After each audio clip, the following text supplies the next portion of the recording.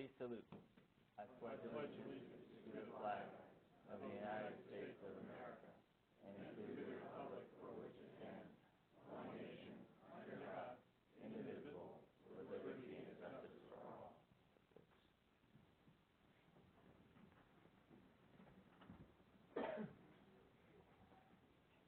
All right.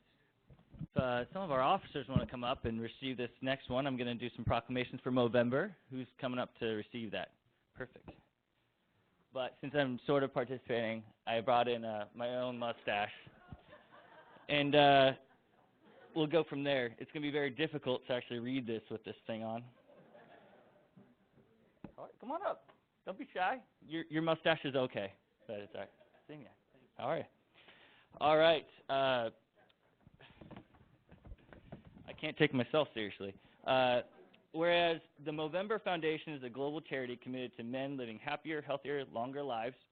Whereas since 2003, millions have joined the men's health movement, raising $650 million and funding over 1,000 programs focusing on prostate cancer, testicular cancer, poor mental health, and physical activity. And whereas gender is one of the strongest and most consistent predictors of health and life expectancy, with men, on average, dying 6 years earlier than women. And whereas poor mental health affects men more than women, with 3/4 of suicides being committed by men and estimates of 510,000 men dying from suicide globally each year. And whereas to assist the Movember Foundation bring attention to men's health, Mo Bros, Mo Sisters, really, from across the globe become a united voice every Movember, bringing vital funding and attention to the hidden men's health crisis. My mustache is going away now. Whereas, in addition, other city staff members are authorized and encouraged to wear the wristbands throughout the month of November. And whereas any member of the public may join in this important cause by purchasing and wearing one of these wristbands for $5, with 100% of the proceeds being donated to the Movember Foundation. Now, therefore, I, Gary Soyset, by virtue of the authority vested in me as mayor of the city of Turlock, and on behalf of all our citizens, do hereby proclaim November 2015 as Movember Men's Health Movement Month in the city of Turlock, and urge all citizens to join with Turlock police officers in their annual campaign to raise awareness and support for this very worthy and very serious cause. So congratulations. Absolutely. Well, I'd like to thank you, Mr. Mayor, and council members for this additional attention to this foundation. TAPO over the last couple of years have been involved in fundraising for this organization. And this year what we've elected to do is move on to the wristbands.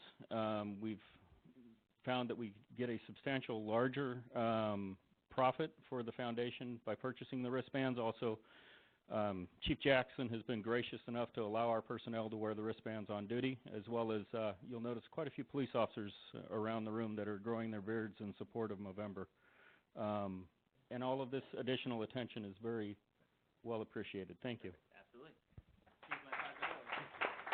Wristband here soon, all right? All right, congratulations. All right, thank you so much. Moving on, as most of you know, tomorrow we will be rededicating our cannon, our War Memorial Cannon in Central Park. It's a very fitting spot.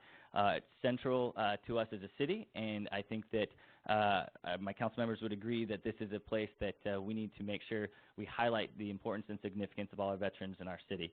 So if you're a veteran, actually I'm going to start off, if you're an employee of the city of Turlock and you're a veteran, could you come up first so we can recognize you? Let's give them a hand as they walk on up here. Come on up, stand right up here, right here. I'm making you line up. We can do a little bit better than that. Let's give them a round of applause.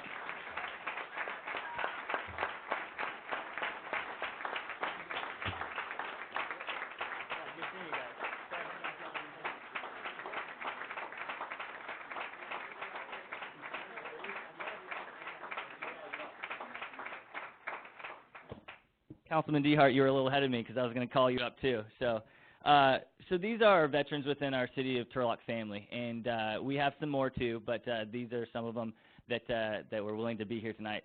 And I represent the council in saying thank you so much for your service to our country. Thank you so much for your service to our city. You guys make us a better city, and we're very proud of you. So again, let's give them one more round of applause.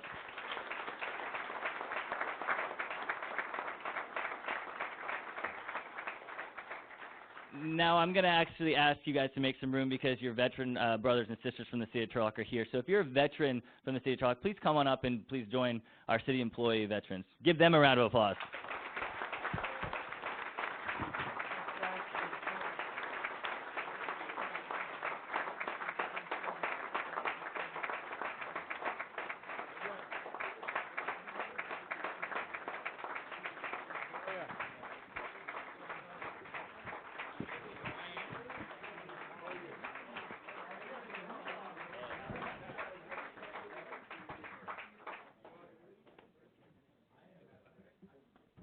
All right, crowd in, crowd in. Perfect. So, well, we're really excited to have all of you here today. We're going to see a lot of your faces tomorrow at the Cannon dedication, 11:30 at Central Park. I can't plug that enough. We're very excited about it. But let me just issue this small token of our appreciation for all that you guys do for the city of Turlock and for our country by issuing this proclamation.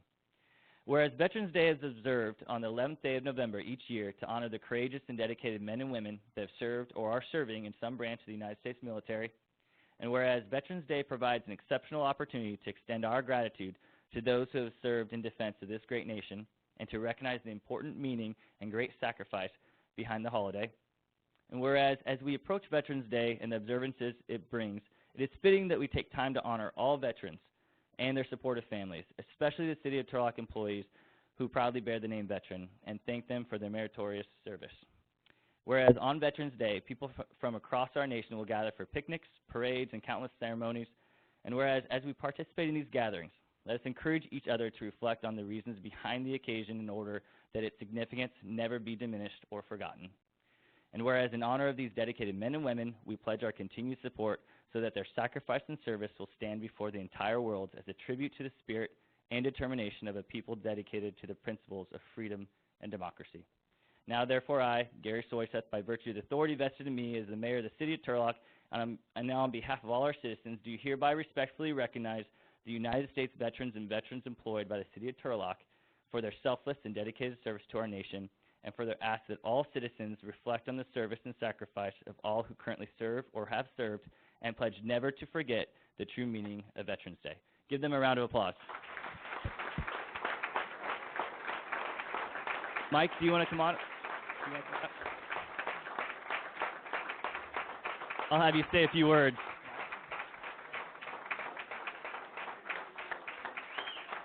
Thank you. Thank you very much. My name is Mike Seward, and I am the commander of the Turlock VFW Post 5059. With me tonight is Gunner Wardy Bruce, who is the commander of American Legion Post 88, and Andrew Maharis, who is the commander of the Turlock Disabled American Veterans Chapter. And on behalf of us, we thank you from the bottom of our hearts for taking the time to present us with this and for resurrecting the cannon and refurbishing that and finding a proper space to put that in Turlock. It means so much to us as veterans that the city did that, did it rapidly, and with our input.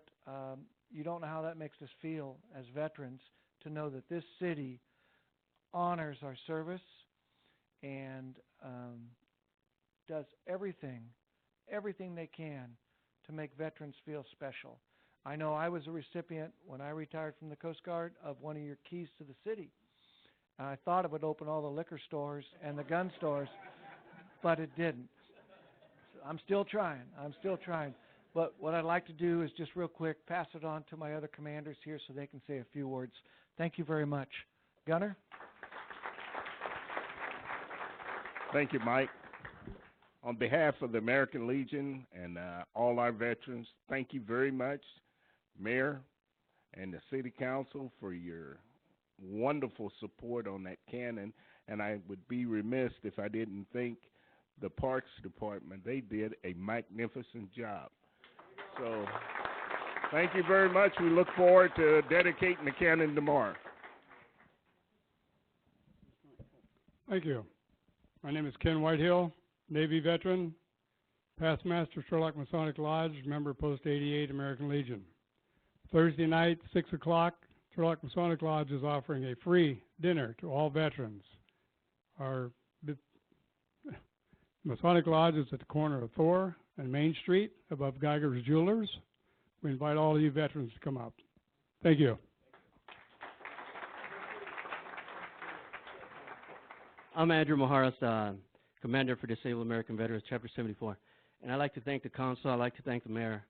I'd especially like to thank Allison for all the work she's put into this and the cooperation we've just had from the city of Turlock. It's amazing.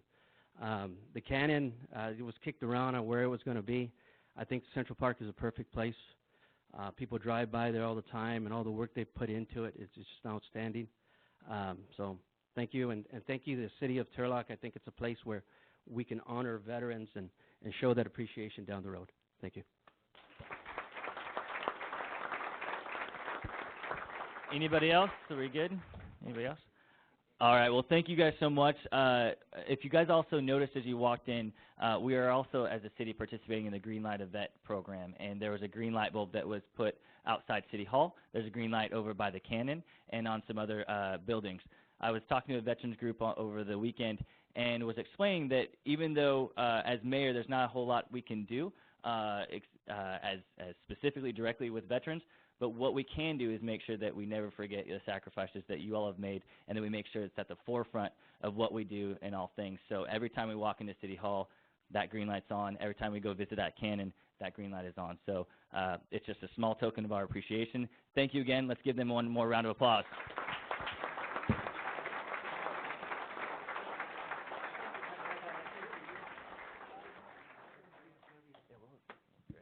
I'll make copies for the other Please do. organizations. Oh, we can make those copies. Can you get them? Yep, we'll get We'll need 4. 4?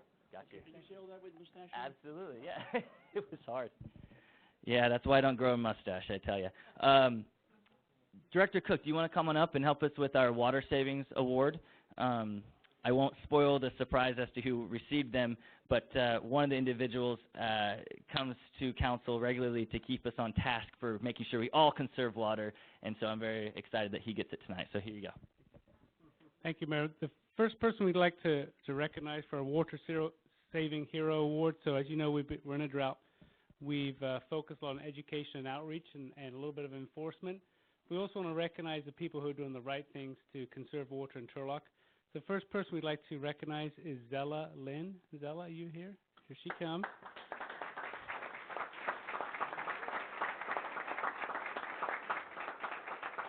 Nice to meet you finally. So let me give you a few words about Zella. Zella, believe it or not, is 91 years old.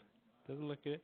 She lives at Life Spring Senior Campus, which is an assisted living facility, and she likes taking pride in taking care of the flowers at Life Spring.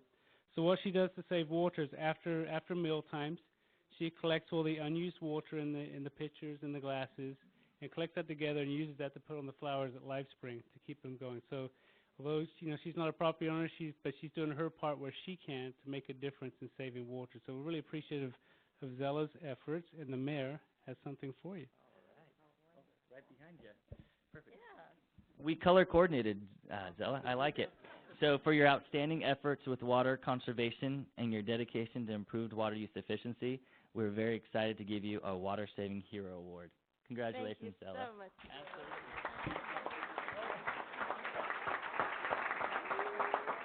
And he was just going to run for the mayor of Turlock. And my daughter was here from Hawaii, and we were sitting in Latis having some pie and coffee, and he was there with all his papers, and he talked to us, and I voted for this guy. He's wonderful. Oh, yes, paid advertisement right there. Thank you so much, Zella. Thank you so much. God Absolutely. bless you. Thank you for doing Thank that. you so We much. appreciate it. Perfect. Yeah. All right, our next person, proud to announce, is Milt Treeweiler. Milt, you want to come on up?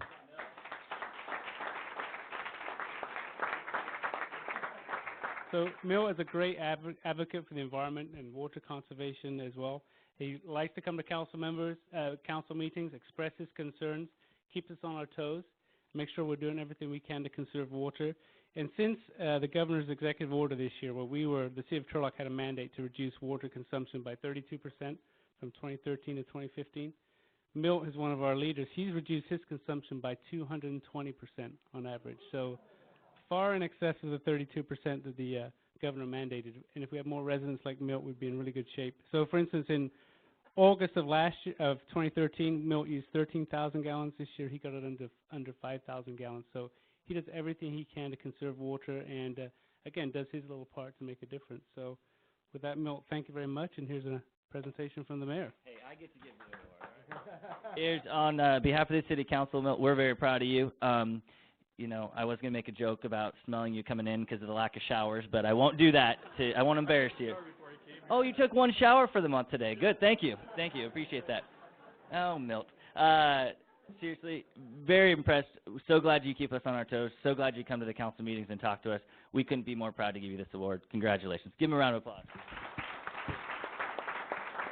Microphone to say what you like.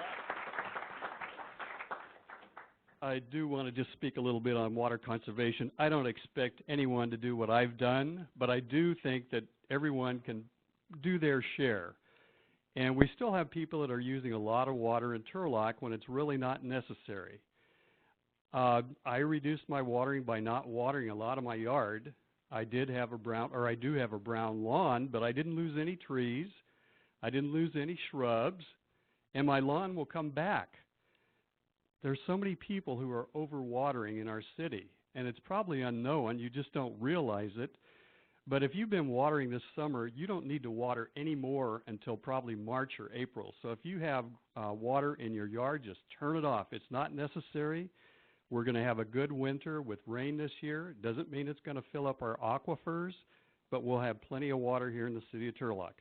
I did actually want to congratulate Michael Cook, who is the chair of the Turlock Groundwater Basin Association, and there was a meeting in Ceres, which he presided over. He's very knowledgeable of the water situation, along with Garner Reynolds, one of our staff. I don't know if Garner is here tonight, but Garner is extremely knowledgeable of the water situation and what needs to be done and how it can be done. So please help along. If you have your outdoor watering on, go turn off your sprinklers, go turn off your drip irrigation. It's not necessary until March or April of next year. Thank you for the award, Mayor. Sure, thank you. Thank you. All right, this next one is a little bittersweet. I'm going to ask Dana and I think Steve Qualls, if you want to come up here for a second. And I want to ask our city manager to get up here. Come on up. Give him a round of applause as he comes up over here.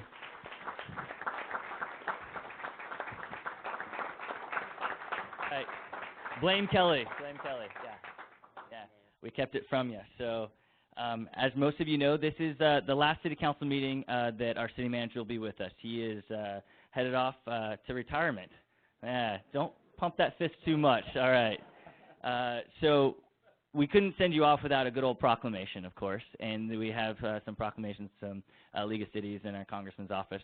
So let me just dive in, and I say this on behalf of the entire council and on behalf of the entire city staff as well. Roy W. Wasden. He was born in a little log cabin. No, I'm kidding. That's me making it up. Whereas Roy Wasden began employment as the city manager for the city of Turlock on June 19, 2009, and will retire from service on December 4, 2015. And whereas during Roy's tenure with the city of Turlock, he has tirelessly worked side by side with its citizens in helping to resolve numerous neighborhood concerns and has become a positive and effective community influence. And whereas Roy's years of service have been marked by exemplary dedication to the best interests of the community as he has worked constantly for the advancement of its economic, cultural, and aesthetic development, and in particular, his interest in economic development and providing the highest quality of customer service. How many city staff have heard that over and over, customer service? Has proven to be of great assistance in making the city of Turlock the shining star of the valley. And whereas Roy's service in both public and private life has been given willingly and cheerfully with immeasurable contribution to the success of our community and the betterment of the quality of life for the citizens of Turlock. And whereas Roy has, without fail, put the greater good of the community above personal considerations and has consistently demonstrated extraordinary character, exemplary ethics, high moral principles, and unselfish service. And whereas Roy's dedicated interest and devotion to duty has had an invaluable effect on the efficiency and morale of city employees. And whereas Roy has earned the admiration and high regard of those with whom he has come in contact with, and the affection of his fellow public servants, all who are proud to call him friend. Now, therefore, I, Gary Soyseth, by virtue of the authority vested in me as mayor of the city of Turlock, and on behalf of all our citizens and staff here at City Hall, do hereby express our sincere appreciation and thanks to Roy W. Wasden for his distinguished service to the community, and highly commend him for the manner in which he has carried out his duties and responsibilities. Congratulations, Roy.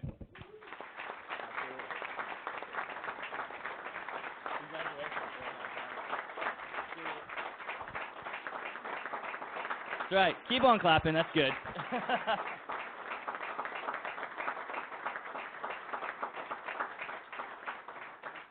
Did you ever think you were going to get a proclamation with a T-shirt over a shirt and tie? Yeah, that's good. All right, now over to the Congressman's office. Dana? Good evening. I'm here happily and with some sadness to present a congressional record to Roy Wasden. This was read on the House floor November 4th, so the lasting impact that you've made the city of Turlock is now recorded in the Library of Congress forever. And it just talks about what you've done since you've come to the city in 2009 and the projects you've worked on, the positive impact to our economic vitality here in the community. And you've been a pleasure to work with when you were with the city of Modesto and now with the city of Turlock. You've been a friend to our office, and we hate to see you go, but we know retirement. Really? I mean, who can beat that? I'd do it, too, if I could. So just on behalf of Congressman Jeff Denham and all the staff at the office, we wish you the best. Thank you for your years of service, and you really were of value. So congratulations.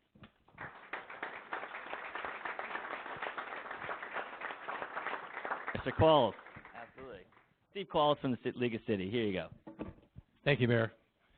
Mine's much less official, but my name is Steve Qualls. I work for the League of California Cities. The League of California Cities represents the 480 cities of the state of California. I represent the 25 cities in the Central Valley Division. I was also previously on the Houston City Council before accepting this position. And if you have a history and a knowledge of the politics in the city of Houston, I have no idea why you would leave a cushy job like this. Let me tell you, you've got it really gravy here, Roy. Every month I meet with the city managers here in Stanislaus County, and I report out to them on different legislation and trends that are going on up in Sacramento. And we discussed a lot of topics, and I don't care if it was Turlock's contract with the county for the garbage or if it was the tax sharing agreements. Roy was always very, very passionate about everything that we ever talked about. It's because he really, really cares about the city of Turlock and the cities of California. He even took me to task a couple of times for the position the League of California Cities took on legislation or bills up in Sacramento, but I never took it personally. I always really appreciated your input. I always thought you added a lot to the discussion. If I were sitting on a city council and I sit in the city of Houston, I live there, so I'm not trying to cause any ripples, but I'd want to have you as my city manager. You have a lot of passion for your job. You really do. So Roy always had two favorite sayings he would say at the city managers' meetings. The first one came from the court opinion on the dissolution of redevelopment, if some of you are familiar with that, and that was, the state is sovereign and cities live at their suffrage. Always appreciated that one. And he also used to say, I wasn't cynical until I became a city manager. Now, this is coming from a man who was law enforcement for 33 years, okay, working with probably the scum of the earth. So it tells you a lot about what Sacramento politics can do to a man. But anyway, oh, I'm sorry, and then he has a new one. You want to tell him what it is? I don't care. So, Roy, on behalf of the Central Valley Division of the League of California Cities, I want to thank you very much for your service. You've always been there for us. You've always been a great participant, and we're really going to miss you. And I wish you great luck in your new life. I know you're going to enjoy spending time with your family and your grandkids, and we're going to miss you. But thank you very much, Roy. Thank you, Steve.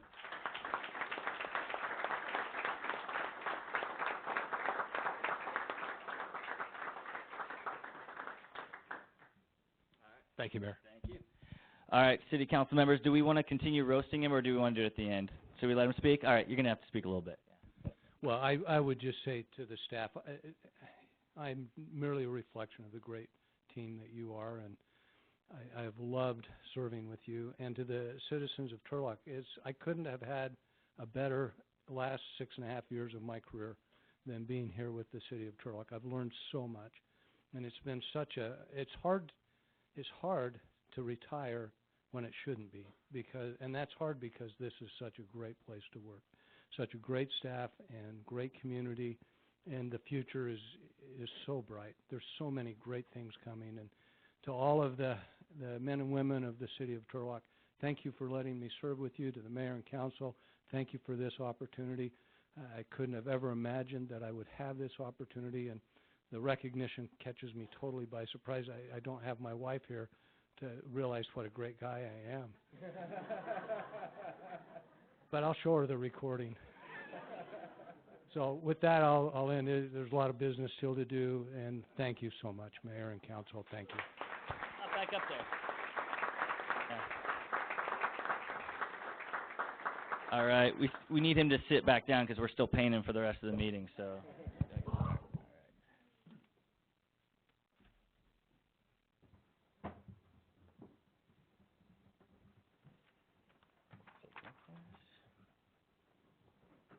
All right, thank you. So let's move on to item 3A, a special briefing from California State University Stanislaus, Miss Maggie White.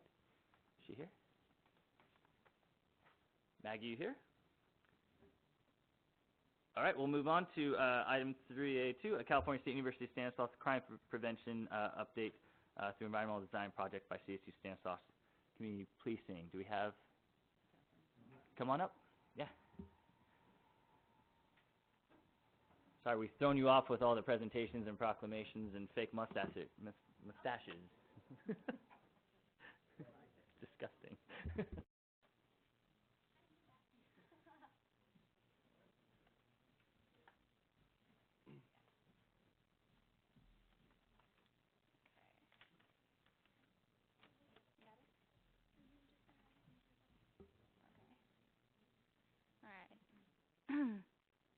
Good evening, City Council members.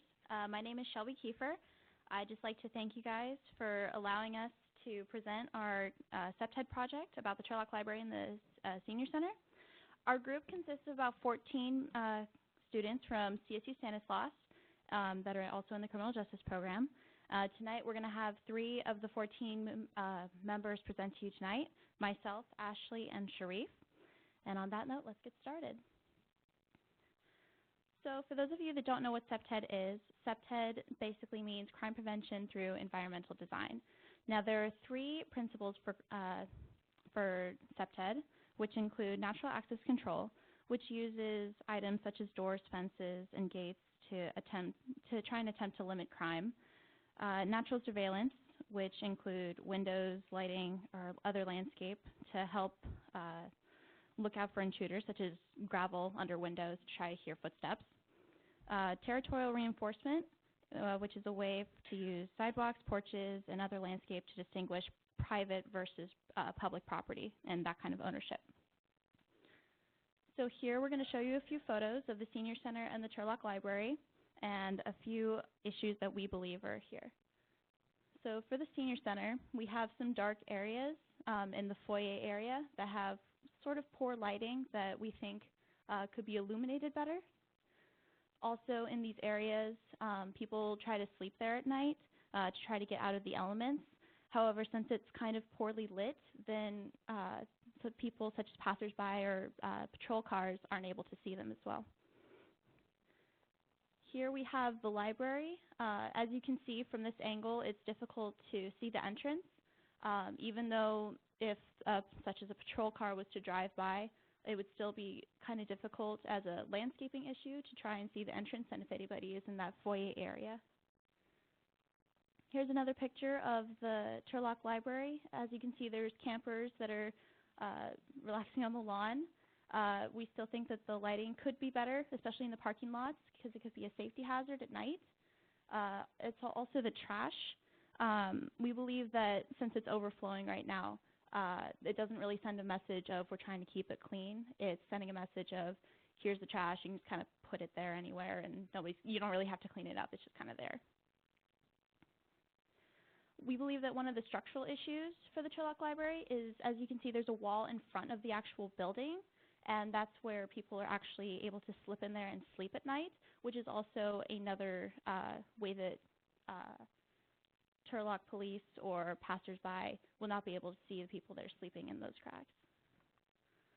Another structural issue would be the wall that is right next to the roof. It's also a safety hazard since it is so easy to climb that wall. You can just hop onto the roof and people will not be able to, passersby or patrol cars will not be able to see the people that are hiding on the roof. And those people that are on the roof will, they can fall down, they can hurt themselves, so it's not safe for them either. Also, they're able to hide behind this wall and, again, avoid being seen by patrol cars or passersby. So here we have a little video demonstration for you. We did get permission from the Turlock Library to show how easy it is to get onto the roof.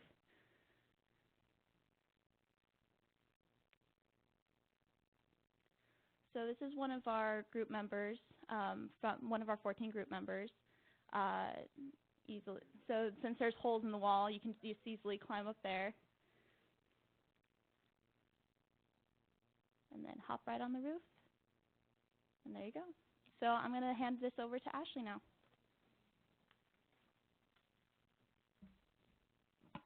Good evening.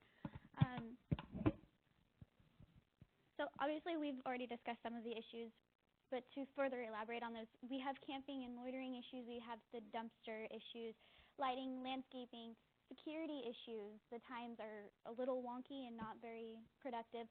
We also have people leaving behind their personal items. When we were there, you could tell we were CJ students because we'd go and we'd pick items up with our pencils. We found shirts, we found shoes, just random things that shouldn't have been there. Not to mention there was graffiti in the bathroom when we were there. Some of the ways we want to fix it is getting better lighting, fixing the landscaping. One of the ways to conserve water is to try and take out as much of the grass as possible and put in gravel rock. Knocking down those walls, repainting the bathrooms so they're nice and clean and they look presentable again, pulling in a second dumpster to help with the excess trash, locking those dumpsters during the day when they're not being used, and then changing the security times.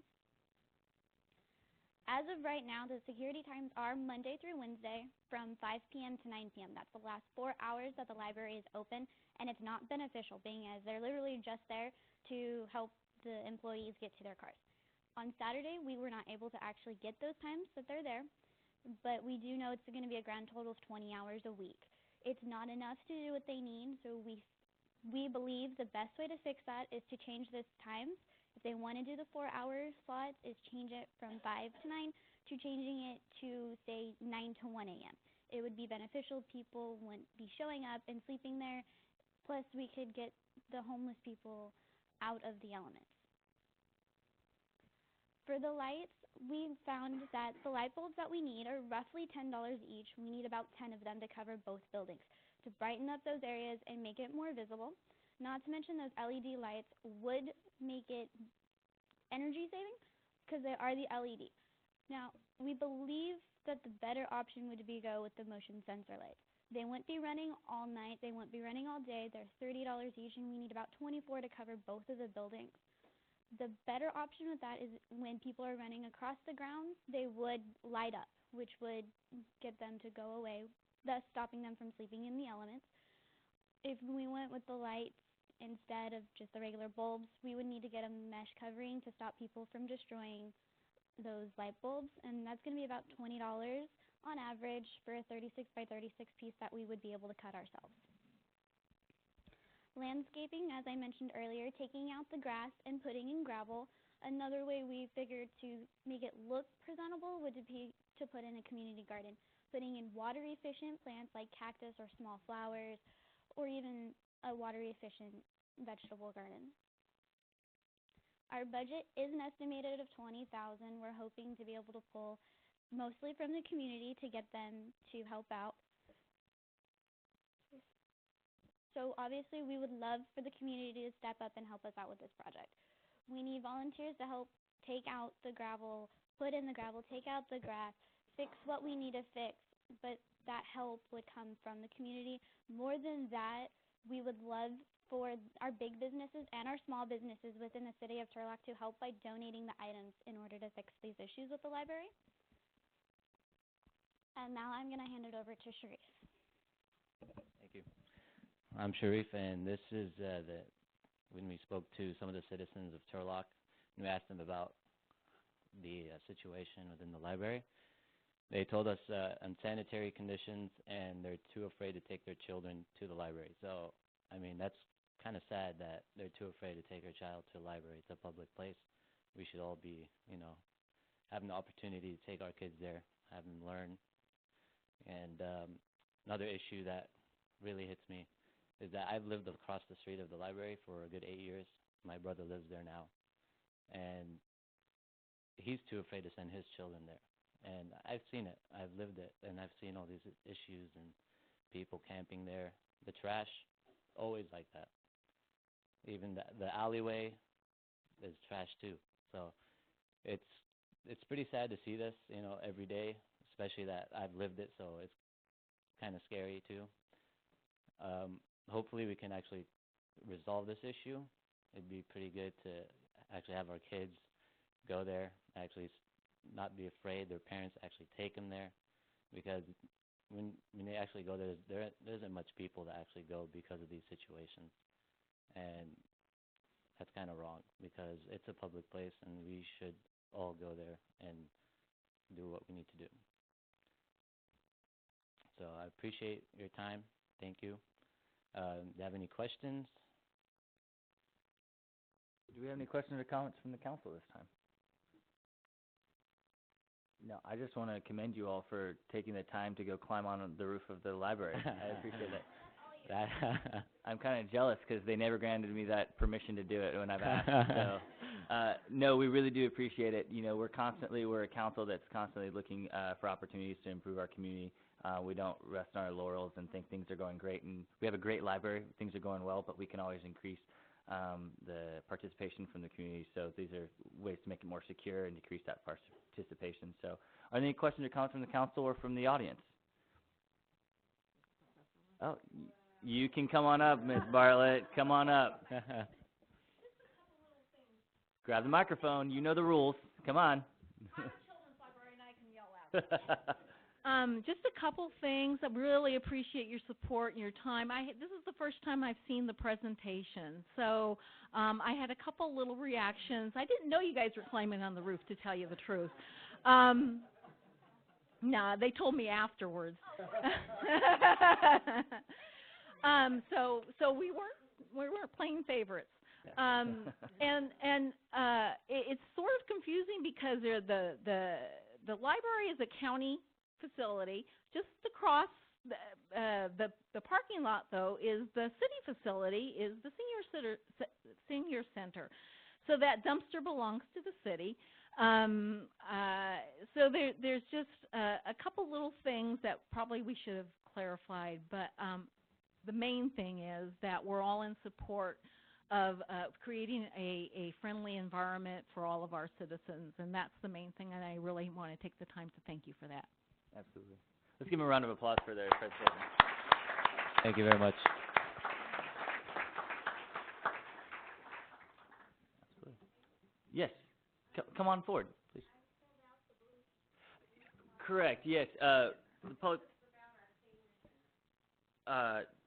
Sure. You can speak now in the senior center, or you can.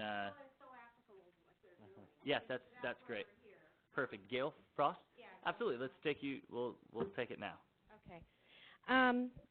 Yeah, we found out that they had a survey, and I really, truly wished that somebody would have let us know.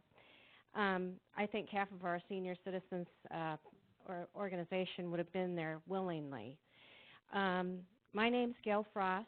I'm the president of the Turlock Senior Center, and we are behind the library, as the library woman told you. And that dumpster is ours. Our building is a city building. We are not a county building. A lot of times we wish we were, because their green grass is mowed all the time. City's great. You know, they've tried to help us out a lot. They come down there and they clean up the place. They try to clean the front of the building. They try to clean whatever's been left over by the vagrants. We don't consider them homeless. We consider them vagrants. Almost all of them are dealing illegally. And They come right up to our building. They're there when we get there in the morning. They're sleeping in front of our doors, and we have to actually ask them to leave. Sometimes it's not an ask because they don't get up and they don't wake up, probably because they've been partying too much. Their paraphernalia has been right in front of the senior center all the time.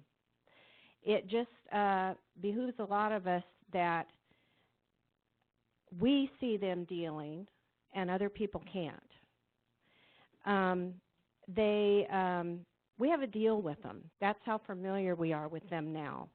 When we have an event, they are to leave. Only a few of them don't leave. And I encountered one at one time, and I realized I was out of my league. And it did scare me. But there were enough people around and in the building that I could have yelled really loud. He didn't want to leave until one of the other drug dealers told him to get out. It was time to leave. And they realized there was an event going on. I did get scared, and my husband wasn't very happy with me. But I wasn't going to, back off, whatever happened. Because do you realize that the senior center was built in '74 by seniors just like us? And at some point, you're all going to get there, hopefully. Okay? This is a place where you can go. And, Roy, we're looking forward to seeing you. We have a lot of activities. A lot of it is social because you don't realize when you get to a certain age you're losing somebody, maybe. A lot of people have lost their spouses, their friends. They don't have anybody to talk to. We have some people that they ask if we can come get them because they have no way to get there. And that's very disturbing. But when they get there, they see the things they see.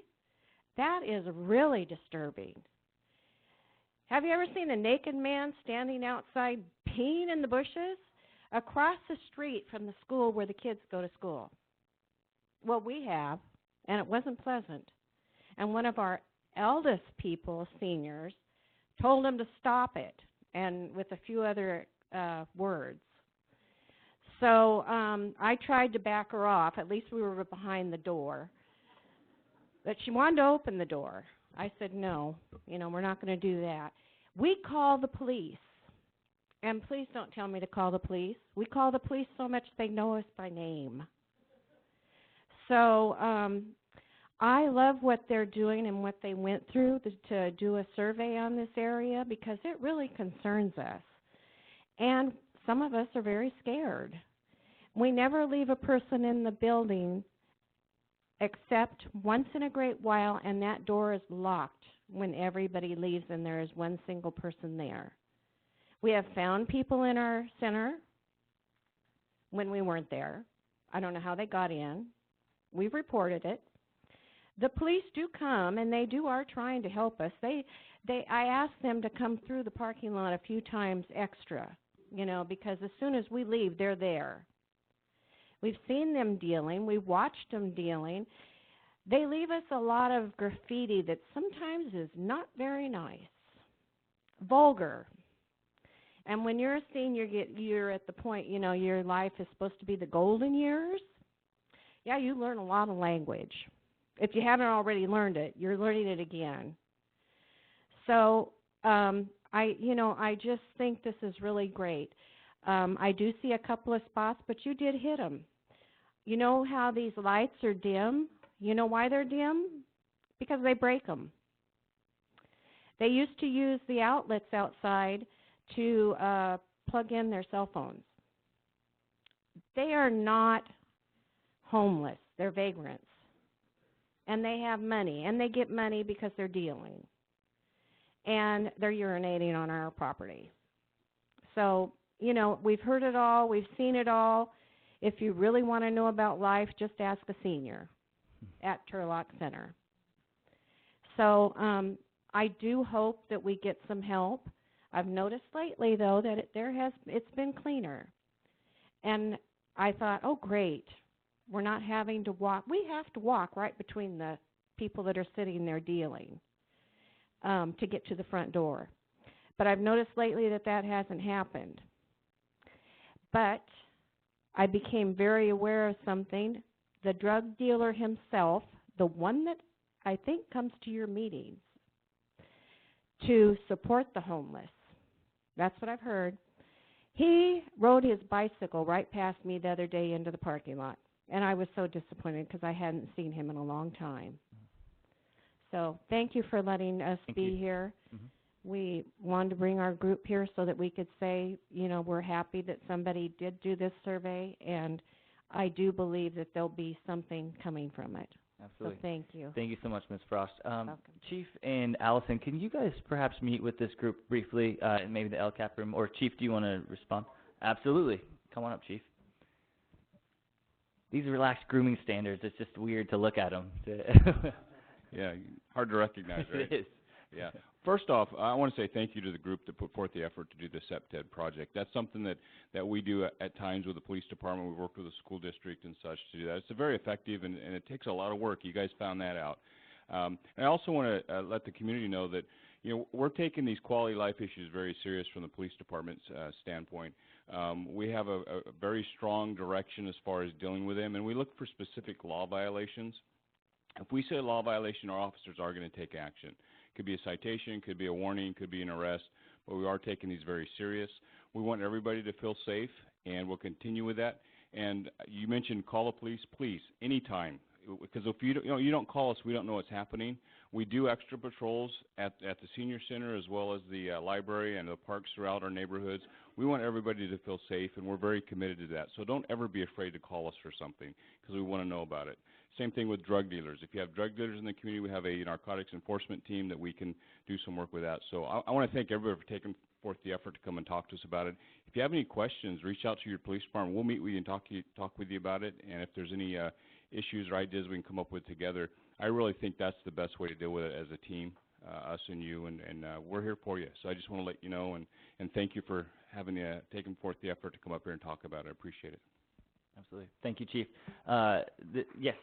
Yeah, you can give the police officers a round of applause for their efforts. Yes, did you have a comment? Please, come forward. If it's on this topic, yes, you can. Well, you can speak on anything, really, but this topic would be appropriate. No, I'm Joan Allstrand. I've been a friend of the library since 1996. I've worked a lot with the children, and I don't want you to go away and think that kids are not coming to the library. I don't know if you saw the Turlock Journal this week with the picture of the kids there at Halloween. And they do an amazing thing for children. So please don't feel that your kids are not safe and cannot come to that library. It's wonderful, and what they do for them is so great that I really don't want you to have that in your mind. Absolutely. Thank you for that message. Very good. Perfect. Any other comments from the audience? A central theme to that is we don't know what we don't know.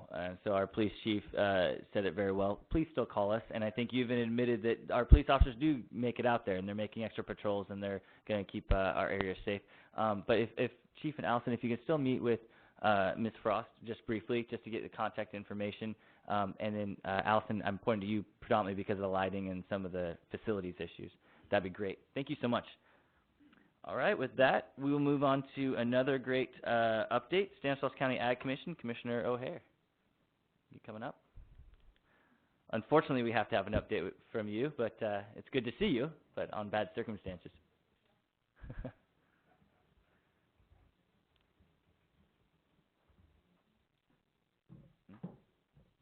Good evening, Mayor, council members. Mr. Wasden, good to see you again. Everyone here, I'm Milton O'Hara. I'm the Agricultural Commissioner for the county for the last 2.5 years, almost 3 years now, 34 years in doing this business. I have today with me Mr. David Pagos. He's with the California Department of Food and Ag, and he's actually going to do most of the presentation. And we've located a little insect in our community here in Turlock, and he's going to tell you a lot about it. And it's a very destructive insect, and we're really concerned about it. The City's been working with us very faithfully to help us get water to do some of the treatments. And with that being said, I don't want to take too much time. I know you guys got quite a long night here. I'm going to let David take over. He's going to do most of it, and then I'm going to jump in a little bit and talk a little bit. So thanks for this time. Great. Thank you, Commissioner. My name is David Pagos, as he mentioned, with the California Department of Food and Agriculture. I'm going to try to go through this pretty quickly for you all. I'm not working.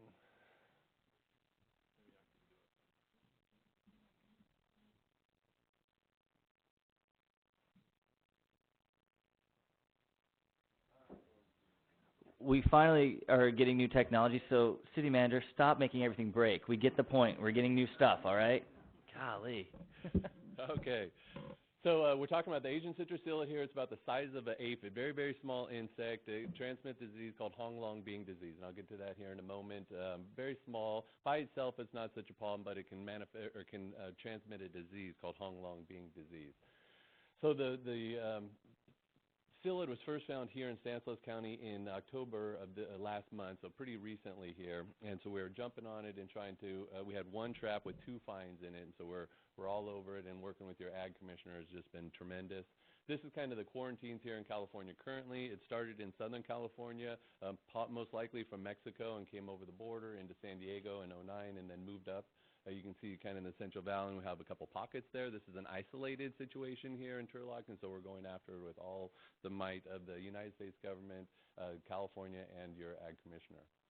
So the disease is Honglong Bean disease. You might think of it as a mosquito and West Nile virus, where the mosquito vectors West Nile virus disease. That's kind of where the analogy ends, though. The Asian citrus psyllid vectors the disease Honglong Bean, so it could feed on a plant that's infested, get it in its mouth parts, and then transmit it to another citrus tree. And so you can imagine the magnitude of that, especially in more agricultural production, especially citrus. The latency period on this is about 2 to 5 years, so it could be infected and then still take a couple of years to manifest itself. We were really taking a lot of lessons from Florida, who were just hammered by this pest and disease. It's in all of their citrus-producing counties currently, and so that's what we're trying to protect here in California, is not only production agriculture, but everyone that has citrus trees in their backyards is what we're trying to protect. Florida had lost over $3 billion, thousands of jobs. When we do visual surveys in California, about 6 out of 10 residents have citrus in their backyard. Like I have a lemon tree in my backyard, just perfect lemons right now as well. So want to try to maintain those. We have one site of HLB, so I want to be clear that all you have here in Turlock is the pest, not the disease. And so the disease has only manifested itself twice in the Hacienda Heights unincorporated area of Los Angeles County and within the city of San Gabriel. So we've been targeting those, working with the USDA on a matrix to determine, because of the latency period, you can see our inspectors out there looking for symptoms of the disease. But it's about an 87 square mile in Hacienda Heights. Again, you just have the psyllid, not the disease. We're trying to knock down the psyllid population so the disease can't follow. It's a cooperative program, as I had mentioned, with the United States Department of Food and Agriculture, us with the Department of Food and Agriculture. We also work with the California Department of Pesticide Regulations, the Office of Environmental Health Hazard Assessment that do toxicologists, your local agricultural commissioner, residents, and the citrus industry here in the state of California. So I'm going to go quickly through the notification process for you all, for your residents. Again, it was one trap. We were treating 400 meters around that. There was 2 psyllids in one trap. So we first lay out a notice of treatment that lays out the authority to move forward, and you should have all received that, as well as we send it to school districts, anyone in the area, so that they know the activities that we'll be partaking in. This is a copy of what the notice looks like.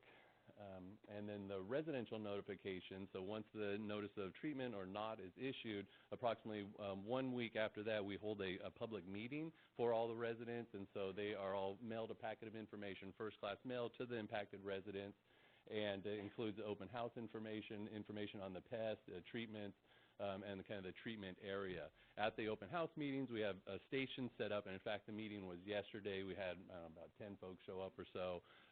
We had several hundred folks notified of the meeting, but because of the information that we provided, hopefully they had received enough background on it.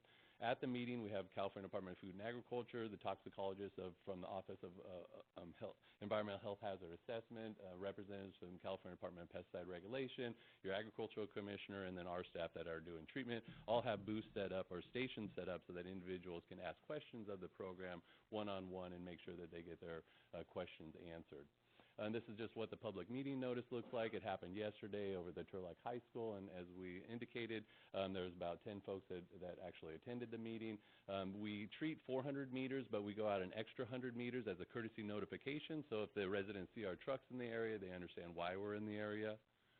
And then this is just a sample of the public meeting. The sillet is so small you have to look at it through a microscope, and then this is a typical treatment map where we have the treatment map, and then we have the yellow or the green line, which is a courtesy notification, so folks can understand why our rigs are around that area.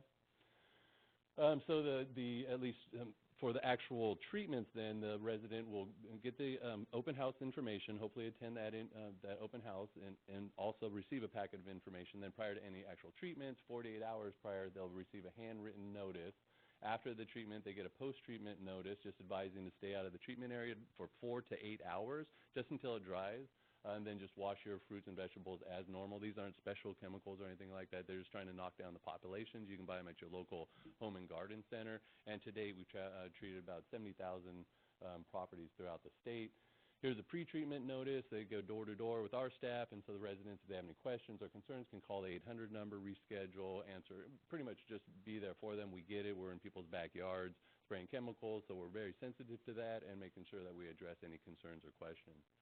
The treatment itself, commercial growers treat themselves, and then they self-assess themselves about $15 million a year to pay for this program.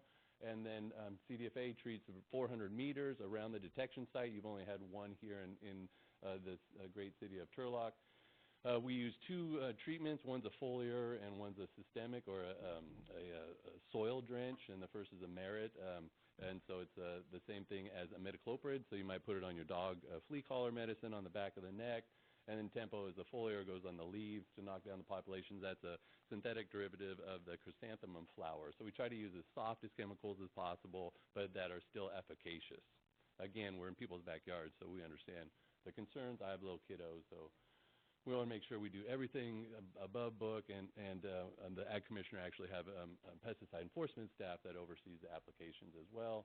Here's a post-treatment notice just saying thank you, please stay out of the area, wash your fruits as you normally would. We do environmental monitoring as well with the Department of Pesticide Regulations. We do air, leaf, soil, our treatment tank, and then water sampling as well. So what's at stake? We have about a $2 billion citrus industry here in California, about 3 trillion tons of citrus. So here in California is different from Florida. Florida does orange juice, and we do fresh citrus out here. So it would be devastating not only to California, but America, because California produces 50% of the fruits, nuts, and vegetables for the United States of America. It's a strategic resource that we need to protect here so that we're not dependent on other countries for our food. As I mentioned earlier, 70% or so of Californians have citrus in their own backyards. So now with more, Commissioner O'Hare is going to give a little briefing on his role. Just real quickly, yes, we're the Agricultural Commissioner's Office, and our mission is to support and protect the well-being of agriculture, business, and community. We call it the ABC mission. We have a lot of programs that we run, but we're just going to talk about a few here, and they're to do with this project. Pest detection and exclusion. Of course, we try to look for insects that are in the community, coming in different ways, and we try to exclude them in various ways. And where's that little clicker at? Go ahead and click it for me. Okay, just some of the things that we do. We have a lot of nursery stock that comes into this county. We have nurseries here, but we also bring in a lot of nursery stock. Insects travel on nursery stock. And so we have inspectors, and they're out at wholesale, retail locations, and they're inspecting insects for various insects, not just this one, and looking at the plants and trying to make sure they don't come in. We're also looking at incoming fruit. We're out at UPS, FedEx, those types of places. We even do rail cart shipments sometimes. So we're looking at a lot of stuff, trying to make sure we can protect our agriculture base here.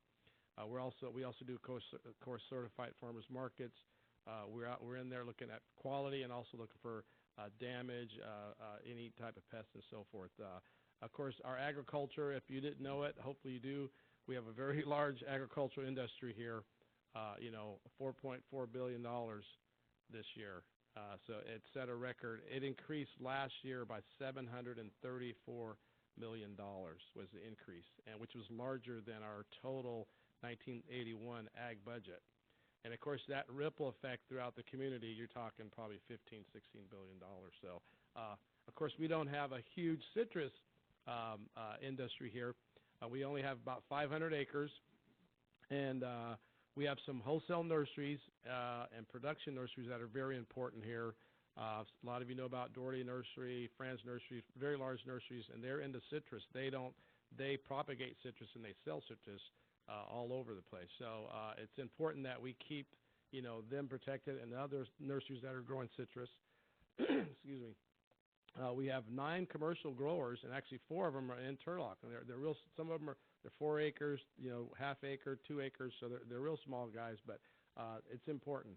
And we ran this estimate today based on the numbers of our surveys that we've already done with this sillet. There's about 5,000 citrus trees in the city limits of Turlock. And so that's not, you can imagine the rest of the county. There's thousands and thousands of citrus out there. And if we get we've already got the pest, if we get the disease, and I don't think he mentioned it, but the remedy for the disease once you get it is they cut the tree out. You have to destroy the tree. The tree comes out, they triple bag it, it goes in the landfill. There's no cure. So we're trying to protect, not only industry but also our home grown citrus. And we have six retail nurseries in Turlock that sell citrus. So it also impacts them. They're under a compliance agreement right now on what they can do and how they can move that citrus around. So that's important. And of course, this is the program that we use to detect these types of insects coming in. We have over 6,000 traps we place every year. We use a seasonal staff of about 20 people to do this. Actually, that's how I started back in 1981. I found my claim to fame is I found the only live mint fly in San Joaquin County. Put me on the front page of the SOB, and here I am now. So strange how things go, but yeah, this is what we do, and we have all these traps out, and we have dedicated staff. They're looking at all these insects. They're different ones. This is the yellow panel sticky trap that's used for Asian citrus sillet. We have glass traps. We have all types of different use pheromones and so forth to locate these, and so that's how it was picked up. And without anything else to say, I'm gonna turn that over to David. So we got a few more slides to go through. Great, thank you, Commissioner. As he's indicating, we have kind of a pest detective network out there that's always looking for pests, and that's how we were able to determine this one. So we have a couple calls to action, if you will, for residents. That we ask residents don't move citrus out of the area, cooperate with agricultural officials when we're asking them to do inspections for citrus trees, and then when you're out in your own yards, when you're looking at your citrus trees, we ask that you look at them and see if you can find any of the sills. They sit up at a 90-degree angle when they feed. And as I alluded to earlier, we're doing treatments and stuff, but those treatments are kind of a short-term goal. The long-term goal is to give science time to either come up with a rootstock that's resistant or some type of cure for the disease. So we're just trying to stop what happened in Florida and the devastation there here in California. So we're trying to learn from Florida so that the disease does not spread. The pest by itself, as we alluded to, isn't so bad, but if it has the disease, that's where it becomes really problematic for California. So if you think you found ACP or HLB, please call our 800 number. That's 800-491-1899. And then for the city council members, if you have a newsletter that you push out, or if you have some type of TV or something, we have PSAs that we could run on your TV, anything like that, any type of distribution or leaving materials at your city council front desk would be very much appreciative. And we really appreciate the opportunity to talk with you all this evening. All right. Thank you so much, David and Commissioner. Yes, Any sir. questions? Yes. I just had one other comment. I know your work as well in Afghanistan. You're going to be up in Sacramento, I believe, for the Veterans Farmers Coalition. I just wanted to commend you for your efforts working with farmers in Afghanistan. Our Secretary Ross, will be speaking at that event. We'll have a booth there as well. Just want to commend you on your efforts, especially tied into Veterans Day. Absolutely. No, thank you. Her boss, Tom Vilsack, gave me my first shot to go over to Afghanistan. So, yeah, we got to speak about that. No, I'm looking forward to that, and we appreciate you coming down and talking to us. I like your presentation style. You talk faster than me, and that's very... I saw what you guys just went through. We really appreciate No, Boy it's, wants to get out of here. yeah. No, it's great. Well, he's going to take some of these little pests with him, I think. I don't know. That's contrary to the guidance, so don't do that. Don't take that to Utah. All right, any questions or comments from the council or from the audience at this point? Thank you so much. It was extremely informative. We really appreciate it. Thank you. All right, and I'll see you up in Sacramento. Moving on to item 3A4, an ad hoc subcommittee for tree maintenance and sidewalk repair programs, an update by Councilmember DeHart. Take it away. Mayor, Council, this will not require any applause, so I'll be brief. We had a great second meeting, follow-on meeting. We're in the assembly stages as it stands right now. We have a proposal that we're going to be bringing back to the December meeting. So things are looking well. Thanks to City Attorney, thanks to Director Van Gilder, and to the many participants that have given us their insight and cooperation. Many thanks. Absolutely. Thank you so much. Anything to add from that, Vice Mayor? I know you sit on there as well. No, but I know there's some people here that have been attending all the meetings, and perhaps they had a little input or something if they wanted. Larry, he doesn't have a word to say. Larry? Wow. Okay. All right, well, we appreciate it. Thank you so much for your time and effort. And if there are no questions or comments from the audience or the council, we'll move on to the items. Okay, moving on to staff updates. Thank you so much. Policy goals and implementation plan. Executive staff, who's taking that one? Mayor, the only update is that I believe Kelly is very close to pushing out the first, I call them a Gantt chart, probably not the right term, but it helps us in a very visual way see the goals. And so I think, I don't know, Kelly, do you want to say anything about that? But Yeah, yeah, absolutely, and I can chime in too. So I'm working with Kelly on this Gantt chart or whatever. It'll be visually looking at our 4-year implementation and policy goals. As you guys remember, there's not a whole lot that was going to be right at the front, so that's why we're not seeing these, but are seeing these goals coming forward right now. But I like that we have this on the staff updates, and so it keeps us disciplined to look at, okay, what is coming due or what's coming up close, so that we need to have some updates on it. So thank you so much. All right, moving on to board, commission, and committee vacancies. City Clerk. Honorable Mayor and Council members, before you as item 3B2 is an update that I bring forward every May and November on board, commission, and committee vacancies. As of December 31st, we will have one opening on the Planning Commission. As far as the Parks, Arts, and Recreation Commission goes, we did have one commissioner resign on October 2nd. And so we will be filling that. Hopefully in January, it'll be based on your schedule. And then we also will have a vacancy as of 12/31/15. So there'll be 2 on the Parks, Arts, and Recreation Commission. And then as far as the CDBG Community Grant Selection Committee, that is a committee that really only serves 1 day during the year.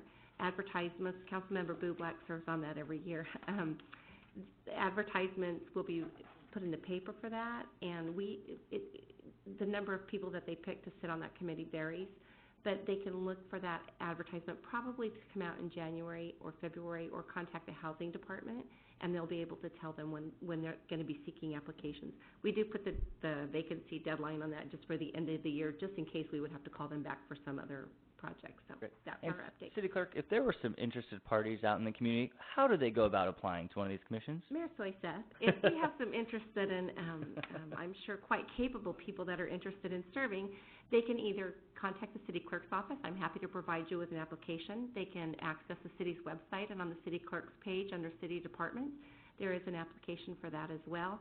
There's also one attached to this agenda packet, and they can download that from the web under the agenda and packet for this meeting. Perfect. Thank you so much. You're welcome. Thank Absolutely. you. Any questions or comments? All right, moving on to capital projects and building activity update by Director Pitcock.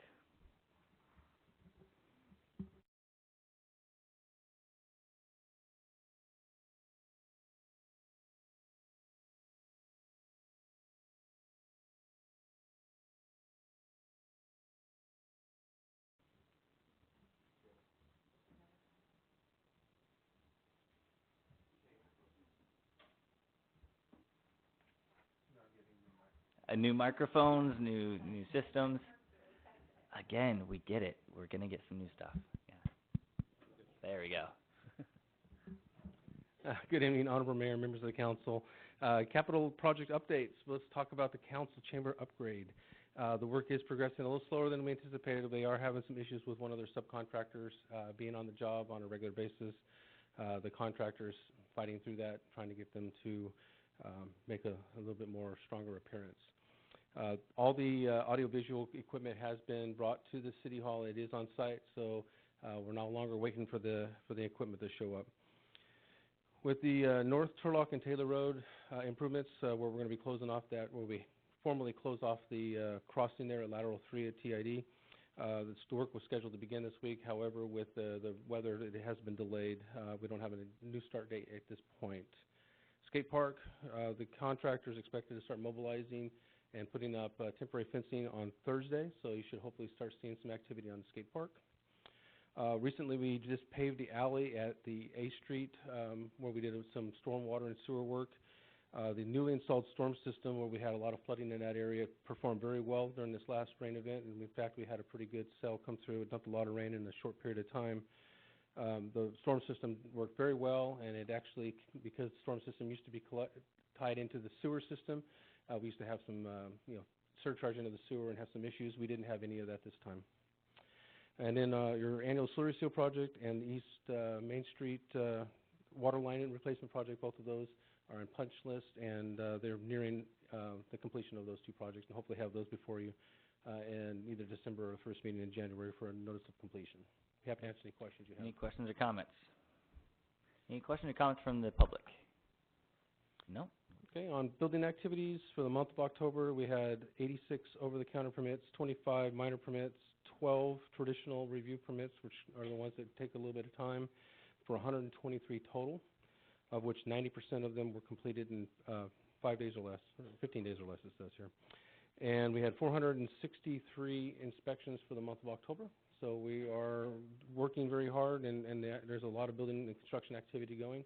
This is typically the slower part of the season as we go into the holiday season, but we typically get a lot of plans delivered in December for hopefully get into construction late January, early February as they go into the spring construction season. So we foresee us being very busy here in the near future. Perfect. Any questions or comments for Director Pitcock? Anything from the audience? All right. Thank you so much. We appreciate it. All right. Moving on to public participation. I have a few blue cards. If you'd like to address the council, you can fill out one of these and bring it up, but it's not required. So if you want to catch us off guard, that's not a problem. All right. Let's start off with Miss Virginia Benyat. Did I say it correctly? Okay, come on up.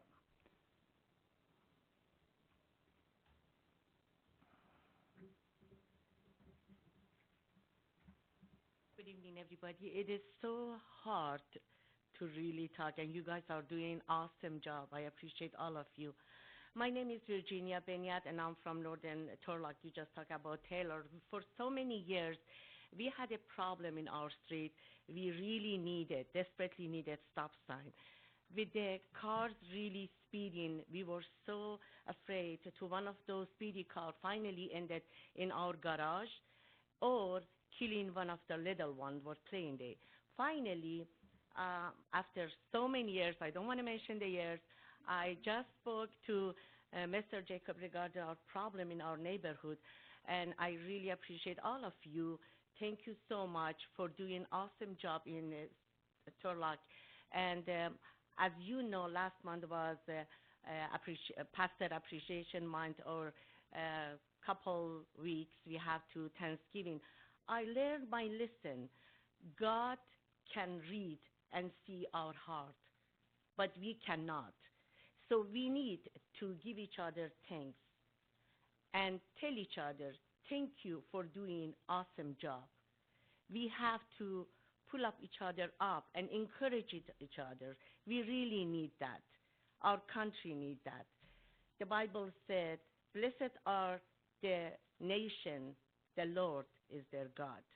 And again, thank you so much for making our neighborhood so happy for these days. Again, thank you so much. God bless you all. All right. Thank you so much. Perfect. All right. Perfect. I have another speaking card for Friends of the Library. Miss Diane Bartlett, come on down. I feel like a game show host. I don't know. Come on. Thank you, Mayor Soisef. And just a little correction, I'm not with the Friends of the Library. I'm the branch manager of the Turlock Public Library. I work for the county. You're full of clarifications tonight. I like it. I like it. All right. Because the Friends of the Library do so much more than I do. So I just want to really clarify that because they are excellent and they're your citizens and they're your library supporters. But you are always welcoming to me, and I so appreciate that very much. Every month I come and try to talk a little bit about the programs at the library. I don't want to take a lot of time. I just want to touch on a couple that you might not be aware of. On Tuesday, November 17th from 4 to 8, we're going to have representatives from Covered California come and be available to those who are in need of getting insurance coverage. So if you have questions, come and see us on the 17th. On November 21st, we'll be celebrating International Games Day. It's a Saturday all day. We'll have board games out or bring your own, meet some families, play some games. And just kind of looking forward into December, we can't forget that tradition of Find the Grinch and win a prize. Also looking forward to December on the 5th from 1 to 3. We're going to have Family Craft Day. This is something I started at the Salida branch we brought to Turlock. So anyone can come in. We'll have crafts available for all ages, and you can create your craft and then give it away as a gift. And then also, I believe we're on your calendar for the 28th, Mayor Soisef, to come and for you to tell a story at the library. We're so excited. I get to pick my story, or do you pick? You may pick your story, but if you need some help. War and Peace is what I was thinking. Maybe as I think that's a. I think so. We'll Okay. get it. We'll talk. Yeah. Yeah. And then finally, and how do we do all these programs? Well, it is through the Friends of the Library. You know, the library is funded by 1/8 of a cent of a sales tax. That covers our basic operating expenses. It doesn't pay for our extra programs. Who pays for those? That's the Friends of the Library. And if you're a friend of the library, raise your hand. I want to recognize you here tonight. We had some here earlier.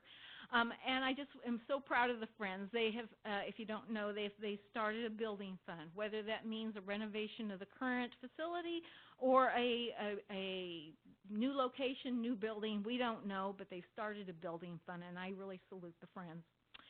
And then just finally, I just want to talk a little bit about literacy. When you think about the library, you do think about books and literacy. And yes, where does literacy begin? It begins from day one. We support early literacy. We offer books that you can have in the home. We offer story time. We offer a program called 1,000 Books Before Kindergarten. But we don't stop there. As you develop, we have things like Michelle's Kids Book Club that meets once a month. We have a program every single Tuesday where you can read and learn, and we don't stop there. We just had our second Teen Advisory Board meeting, and what did they decide to do? They decided to create a once-a-month book meeting. So on the first Saturday of the month at 4 o'clock, the teens will be at the library discussing books. And for adults, we have book clubs, conversation groups, and we work with Learning Quest to enable people to read.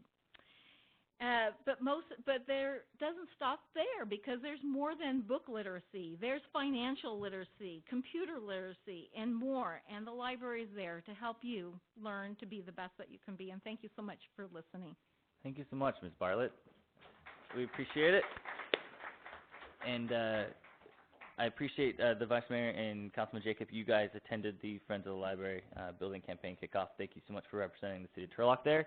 And we all have a warm place in our hearts for the library. I can still remember the little baby blue library card I got going from Crane Elementary over across the street. So it's good times. All right. Where's Waldo is one of my favorite books. I don't think there's words there. But moving on, anybody else from the public like to address the city council at this time? All right. I did see Supervisor Chiesa. I don't know if he wants to come in from the cold and address the council. He always has something to say. Would you like to address the council, Mr. Chiesa? Yes.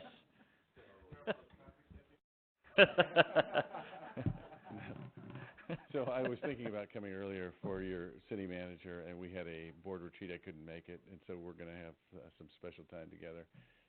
Again, I have to say, you've represented your city to the nth degree. It's been an amazing ride working with you and working with the city because of you, Roy. So on behalf of the county, I want to say thank you for all your service, and that goes back to, I started talking to Sheriff Christensen about when you were the Modesto Police Chief, about the working together on many fronts, the sheriff's helicopter, the wire room, the Crime Stoppers, and all in partnership, and that all came from you. So I appreciate that going forward. Did you talk anything about half-cent? I haven't talked about anything. Discussion. I stick to my agenda, so that's not on there. Just from the STANCOG level, we've had discussions. We're kind of on a calendar, but we're talking about going forward with a transportation tax, trying to improve our roads. Everyone knows that our roads are in disrepair. I think when we talk about the pavement management index, we're 55 in the county, and you're 67. Is that what the number was? I think 61 in Modesto. So we have some real work to do on fixing our local streets and roads. And we did some polling data, and it came back that people want to fix their local streets and roads. So no surprise to us. But anyways, that's in discussion. We hope that you will be involved in that process. It looks like probably a decision will be made until January, February under that time frame. But please let us know what you're thinking, and hopefully some of you got a call because we had a good sampling size, about 804 people, 20-minute average sampling. So we had good discussion. With that, again, thank you to you guys, to you, Roy. It's been, again, a wonderful ride for sure. I know you're going to go back and be with your kids and your grandkids, so I wish you the best. Thank you. Excellent. Thank you, Supervisor. The fact someone from the county is saying thank you to you, that's a good thing, Roy. This is good. Thank you. It has been wonderful working, especially Supervisor Chiesa. Thank you. Absolutely. And then that does bring up, so if I do sit on STANCOG on behalf of the city of Turlock, so if there are residents that would like to discuss road repair needs, where if they just want a status update as to where this half-cent sales tax discussion is going, I'd be happy to meet with you. So please contact the city clerk's office, and we can set up a one-on-one, and I would be happy to hear your concerns and bring you up to speed as to where we are on that process. But something should be coming out more publicly in January or February timeframe. So is there anyone else from the audience that would like to address the council at this time? All right, seeing none, I will close public participation. Moving on to 4A, motion waiving reading of all ordinances on the agenda except by title. We have a motion by Councilmember DeHart, seconded by Councilmember Jacob. Clerk, please call the roll. Yes. Yes. Yeah. Yes, motion carries 5-0. Declaration of conflicts of interest and disqualifications. Looking left, looking right, seeing none. Disclosure of ex parte communications. Scheduled matter item 7A is a quasi-judicial proceeding. Looking left, looking right, seeing none. Moving on to the consent calendar. There is a green sheet for item 5B. Let's put that in the record. Other than that, what is the pleasure of the council? I'll move the consent calendar with the addition of the green sheet on item 5B. Second. We have a motion by Councilmember Nascimento, second by Councilmember Jacob, or DeHart. I've got thrown off too. Yeah. Clerk, please call the roll. Sorry. Yes. Yes. Yes. Yes. Yes, motion carries 5-0. Moving on to final readings. Clerk, please call the roll. Yes. Yes. Yes. Yes. Yes, motion carries 5-0. Both the ordinance and resolution, and the resolution separately. Can clerk please call the roll? Or introduction, excuse me. Do I have an introduction from the council? For conditions of approval for planned development, number 273. Do I have a second? Okay. So motion by Councilmember Jacob, second by Councilmember DeHart. Clerk, please call the roll now. Yes. Yes. Yes. Yes. Yes.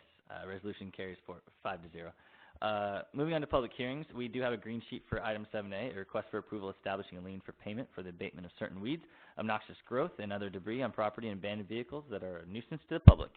Fire Marshal.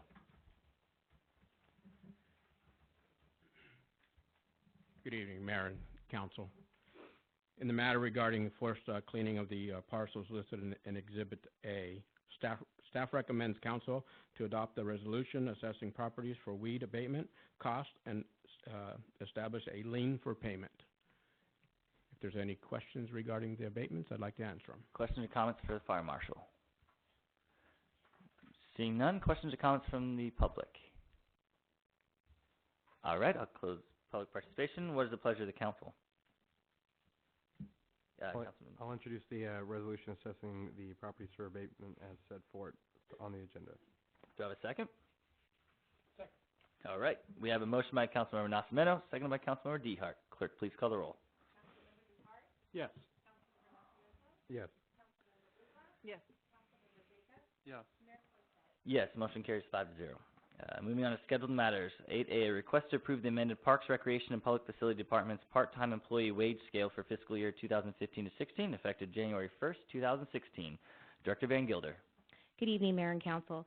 The item before you is our annual housekeeping item, essentially, where we review our existing pay scale and make any necessary adjustments. One of those this year that we will be impacted by is the increase in the state minimum wage, which will go into effect January 1st of 2016.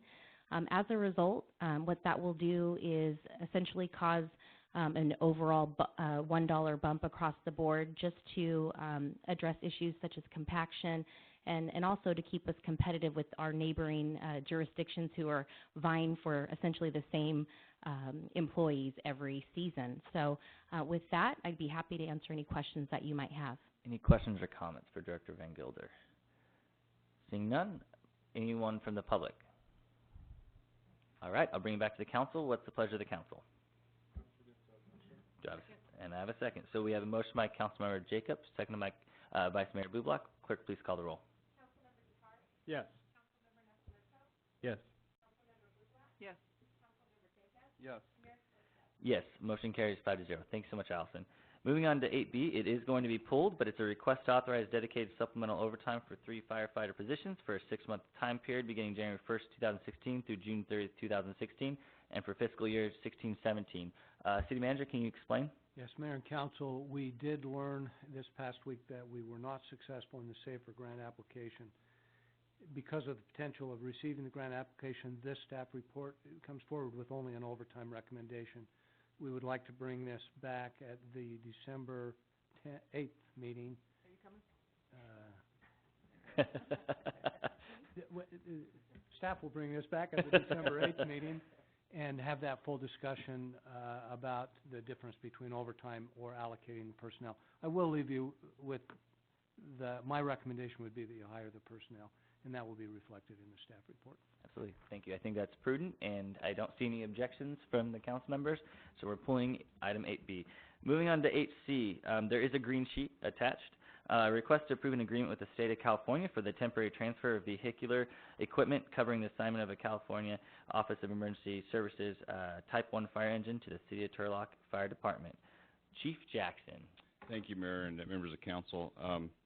As you're well aware, I'm a police chief and not a fire chief, so one of the things I recognized early on was I'm no subject matter expert with that. So I'd like to invite Captain Bickle up here. He does have the answers if I don't have them for you, but I do want to present this for you. It's an exciting opportunity for the City of Turlock. Before Chief Lohman left, he started the work for getting a Type 1 OES engine assigned to the City of Turlock, and I'll present that to you now. What it is, the Turlock Fire Department has been awarded a temporary transfer of a Cal OES Type 1 engine from the state of California. It was based on a statewide selection process to place a Type 1 fire apparatus strategically throughout the state of California in response to statewide emergencies. By entering into this agreement, the fire department agrees to appropriately staff and deploy the state-owned apparatus as soon as requested to assist in any type of regional events throughout the state. And one of the things that we had to talk about early on was how to staff that, and we've met with our labor association and came up with a good understanding that we think is very amicable for the city as far as if this resource is called for a statewide emergency, we will be able to backfill it. As far as costs associated to that, it is reimbursed by the state. So our main thing was making sure we had enough people that were available to backfill behind that. And to give you a little bit of background, and I'm going to really exceed probably my subject matter expertise, but a Type 1 engine is it's called a pumper truck, or pumper engine, thank you. And it's the ones that the first response to any type of event where you need to put water on something or have a rescue event like an urban structure problem and such. So what will happen in the state efforts if there's a fire where there has to be structure protection like we responded to earlier this year, or if there's a earthquake or something where a resource like that has to be deployed, the OES engines are the first ones to be sent to those statewide. So we could expect to be the first call as far as any type of mutual aid assistance. And 4 personnel will be sent with that engine when we send it. So then we backfill for the city. Now, the real benefit for the city is it gives us another engine to backfill our needs as well. And I will share with you through my experience over the last few months with the departure of our fire chief, we experienced a few times through mechanical issues with our current supply of apparatus where we actually had one of our stations have to go dry, which means we didn't have a pumper truck assigned to one of our 4 stations, which we have things in place to mitigate that, but it's not ideal. So this would be another apparatus that we'd have in place where we could bring it online as a first response vehicle under those circumstances. So it really is a good opportunity for Turlock to bring this apparatus on board. They take care of the normal maintenance costs and such. If there's anything that's obviously broken during our use, we'll be taking care of it. But it really is a neat opportunity for us, and we look forward to the partnership with OES, and it's, I think, a good thing for us. Great. Thank you. Are you going to tell us how he did? Okay, pretty good? All right, come on up. And he's here if you have questions that I can't answer. I didn't know if he was presenting as well. Any questions or comments for the chief or the subject matter expert behind him? Yeah. It's Councilman Nascimento. My understanding is there's no term in this agreement. It's as long as both sides want to continue in it. So if for some reason we don't find it to be beneficial, we're able to exit at any point, correct? Yeah, there's no end date on it. Yeah, absolutely. If we find it's no longer in our best interest to continue, we can back out. I think there's a time, there's obviously I think it's a 30-day or 60-day. There's a window that we'd have to probably take care of it, but hopefully that doesn't happen. And we put a lot of work in as far as making sure that everything was in place in order, one, we could staff it, because that's a very big deal for us to make sure that not only can we staff it, but we can also staff this positions here in the city of Turlock, because that's our number one priority. And we met with our labor association, and they agreed that, yeah, we both feel that we can. And we'll be putting in some policies and procedures as far as how best to serve both the community of Turlock first, but also the resources being deployed statewide. Great, thank you, Chief. Yeah. Any other questions or comments? Council, any questions or comments from the public? Yes, come on up.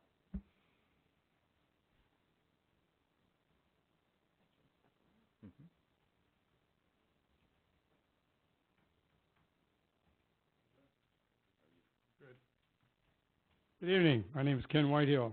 Question I have is about the fire engine. Chief Lohman, before he left some time back, brought to the council and to the city his interest in the tanker cars that run through our town. And my question is this engine capable of fighting a fire of that type of thing if one of these tankers or trains should run off the track? You want to answer that? Sure. Okay. Yeah. Please do. To answer that question, the engine that would be coming to us from OES is very similar in type and style and function that we currently employ in the city of Turlock. As the chief alluded, it's a Type 1, so although its color is going to be white, it would look very similar to any of our other engines and function in that same capacity. So to answer the specific question about the rail derailment and associated fire, it would have the same capacities to handle in the same that the city of Turlock currently employs. Do we have any foam trucks? No, sir, we do not have any foam trucks. The closest would be probably the city of Modesto and their airport district. They would answer the call. They would be one of the With a mutual phone aid, yes, Yeah. units that could help respond to such an emergency. Thank you. Mm-hmm. All right. Thank you. Any other questions or comments from the public? All right. Thank you so much. I'll bring it back to, oh yes, actually, Fire Marshal, come on. Probably not. We're striking out left and right here. Just add a little bit to that. The foam, he asked about the foam. Our engines are capable of producing foam for the incident as well as the OES engine would. We do carry 20 gallons, David? Correct. On our engines, pre-plumbed. I'm not sure if the OES engine will have the pre-plumb, but I'm sure it would have the apparatus to apply the foam. I didn't see on the list of equipment supplied that OES actually had foam tanks installed, which is a correction. We do have limited foam on our engines, but they would come with equipment that we could siphon off of 5-gallon buckets. And we did send a few of our firefighters back to Colorado for some training for the Bacamoyo derailments as well. Correct. We sent 3 firefighters so far to Pueblo, Colorado, sponsored by the Rail Authority. Yes. Great. Great. Thank you. All right. Any other questions or comments? All right. Thank you, Dave. Thank you, Chief. All right. What's the pleasure of the council, or any other comments? Vice Mayor, what would you like to do? Well, I want to pimp our truck when we get it, so that fight's just not going to work for us. Is that going to be the quote in the Journal tomorrow? Probably. Really? Okay. But I would like to introduce the resolution. All right. We have a motion by the Vice Mayor, seconded, very eloquent, seconded by Councilmember Jacob. Clerk, please call the roll. Yes. I know.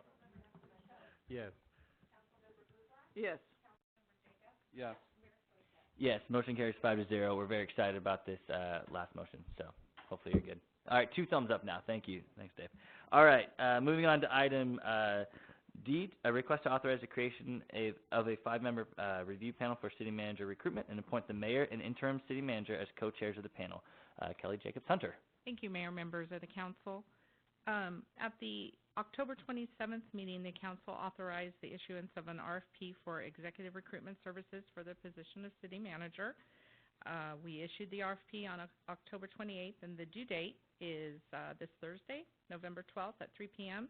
We will be reviewing those RFPs, checking references, and we plan to execute that professional services agreement on or about November 16th or 17th. In anticipation of that, we would like to follow the same suit that we did with the fire chief position and establish a 5-member review panel for the city manager recruitment.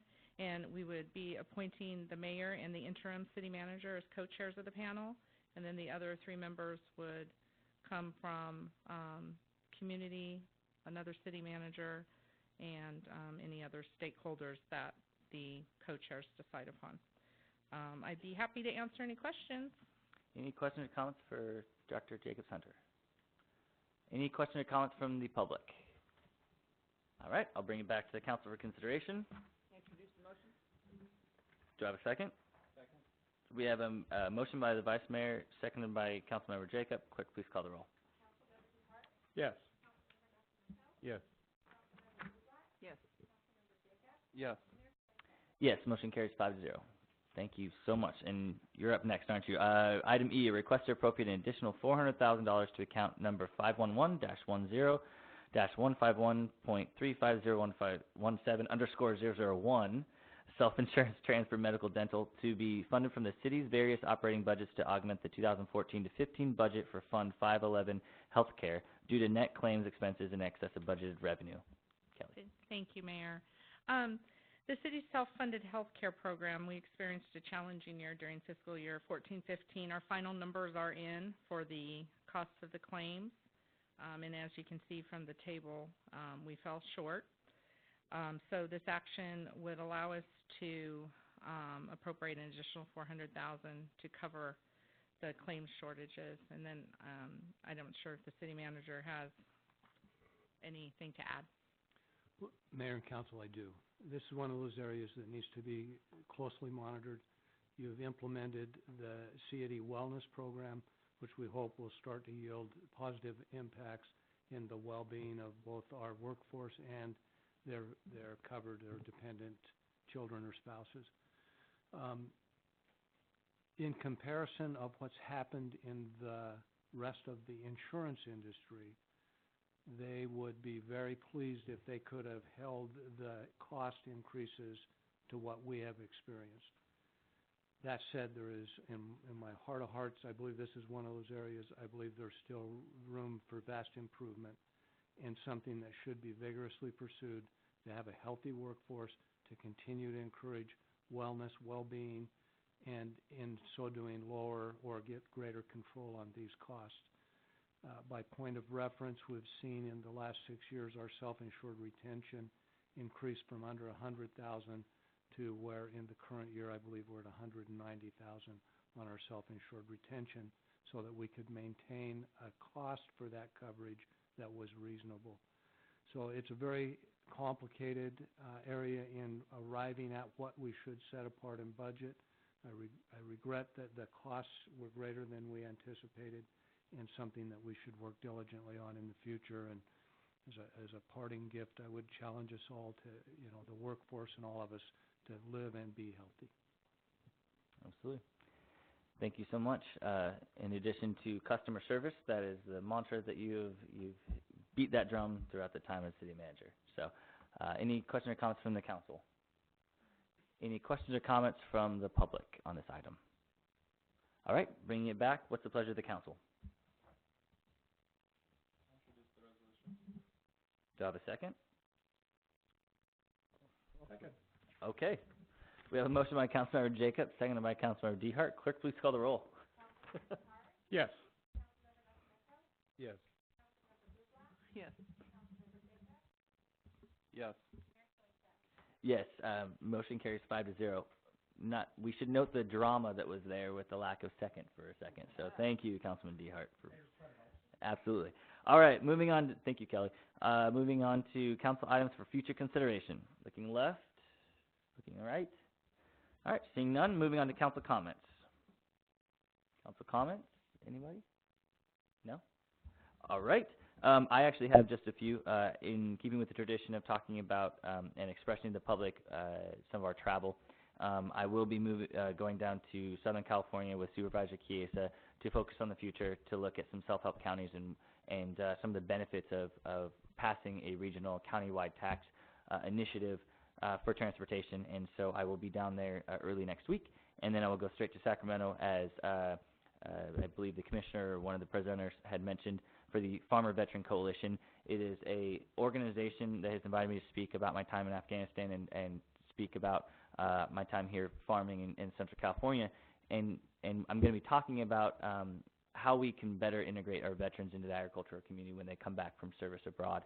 And this coalition has been put together to try and bring them not only into the fold for economic purposes, to employ them, but to help them heal from what they've seen abroad and some of the sacrifices that they've made. So I'm very much looking forward to going to that conference as well. And so with that, I will close council comments and move to closed session. City Attorney, what do we have for closed session tonight? Thank you, Mayor. We're going to consider item 11 on the agenda, public employee appointment, title interim city manager, and conference with labor negotiator, the unrepresented employee being the interim city manager. All the relevant information is set forth on the agenda itself. Absolutely. Thank you so much. Before we adjourn, I want to thank again all the veterans that came, especially our city employees. We value you each and every day. Also to our water savers, excellent job. You set the bar high for us all to try and meet, so we really appreciate it. Thank you so much. I'm staring at you, Milt. So, all right, motion to adjourn. No, actually, we're going to closed session, so we'll wait. We're entering closed session. I'm looking at city attorney.